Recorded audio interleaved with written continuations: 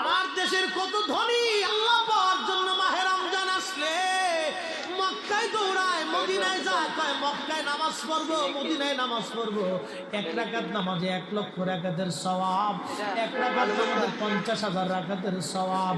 উমরা করে মক্কায় কাটায় সময় মদিনায় কাটায়, মক্কায় কোরআন খতম দিতে চায়, মদিনায় কোরআন খতম দিতে চায়।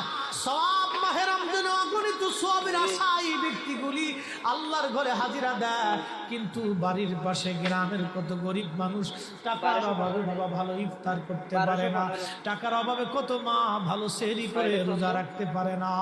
এই ধনীরা এই গরিব মানুষের ঘরে খাবার না দিয়ে আল্লাহরে পাওয়ার জন্য মক্কা মদিনায় দৌড়ায়।